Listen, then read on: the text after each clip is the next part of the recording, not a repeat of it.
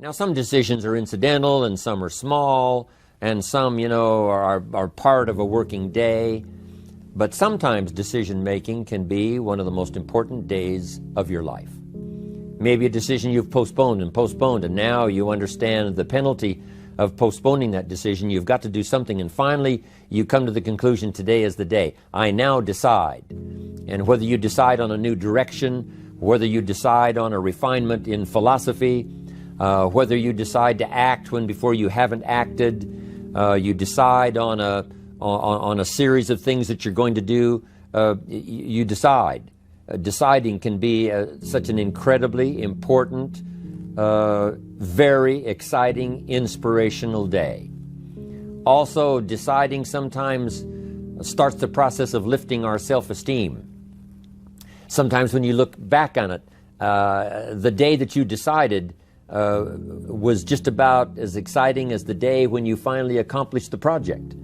That when you finally made the decision, you finally got the monkey off your back, as we say in English. You finally got through whatever barriers kept you from making that decision, and finally you made a decision. And now it seems like the sky is blue and the air is clear and your mind is ready, and the adrenaline starts to flow, things start to happen to you from that moment of decision. So that can be an incredible source of inspiration. Now, if you don't follow through, it's not going to last all that long. If you decide and then, postpone and you decide, but you still don't get to it for a week or a month or a year, soon all that energy and that source of inspiration is all dissipated. So deciding is inspiring, but not for that long. But once you decide, it can be a very powerful day. But now, of course, you must follow through. But if there's some things you've been postponing, some decisions you have just, haven't gotten to, I would ask you to just, take out your journal and just go through, what have I been postponing that's not going to be better for my health? It's not going to be better for my future. It's not going to enhance my finances. Maybe a problem needs to be solved. I got to decide when I'm going to do it and how I'm going to proceed. I need to get to it. I promise you, if you'll go through some of that list and start making those decisions, your inspiration will start to flow, and those could be very critically important, exciting days. Indecision is the thief of opportunity. Indecision means the door is still closed. Indecision means the opportunity waits. Indecision means what could be is postponed or may never be. Those are all the penalties of indecision. And sometimes we can't make a snap judgment. We can't decide immediately on something so important. But after a while, we must understand sometimes the heavy penalty of putting off our decision making. So, one source of inspiration, deciding. Here's the next one. Planning. Now that you've decided and you start making plans, it's incredible what can happen as a source of inspiration. When finally what's in your head, what's in your imagination, now finally starts to take shape on paper. When I first heard about network marketing, I was 25 years old. And I heard some of the testimonials, and I heard that people have gotten rich, and I've heard that it's changed people's lives. And I've heard that you could start with nothing and become something. But let me tell you what was exciting. When I finally made the decision, yes, I was going to be part of the industry, yes, I was going to make it part of my marketing future, what was really exciting was when I sat down and started making plans. I started committing imagination and belief to paper. I started writing it down. I started, as we often do, drawing those circles. What if I had 5? What if I had 10? And then when I had a concept of what that could bring for me, then I said, how can I reach the first 5? How can I reach the first 10? What could I do? Starting to make those plans, I'm telling you, I remember those days as if they were yesterday. They were so exciting. I had a concept of what I wanted. I had a dream of what could happen for me. If it could happen for others, maybe it could happen for me. But when I started putting it on paper and started making the plans, That was an incredible source of inspiration for me, because the plans seemed to now start making it real. That what I had thought about, what I dreamed about, now I'm actually getting to it by making a plan. However, you can make all the plans in the world, and it is a source of inspiration for only so long. And you can make one plan, and then you can make another plan. And you can make some plans today, and the next day you can make some more plans, and the next day you can make some more plans. And it is a very exciting source of inspiration, but only for a while. I'm sure we would all agree that making plans, that inspiration wouldn't last for a week.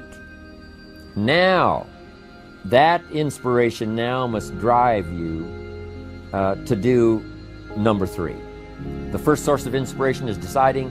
Second source of inspiration is planning. And now, here's a big source of inspiration: beginning. Getting started. Actually turning thought and the notes on the paper, the plans, actually now committing it to action. Getting started. And beginning can be an incredible source of inspiration. Guess what you can say when you begin a change in your diet? When you begin to take the Herbalife products, guess what you can say? I'm on a new track. I have carved out for myself a new beginning. I'm on my way to the most incredible health. I will never be the same again. I'm leaving the old, undisciplined part of me. I'm leaving that behind. I'm a new person. I'm taking my first shake. I'm swallowing the first tablets. I made my first, walk around the block that I'd thought about for so long and never did. I finally did it today.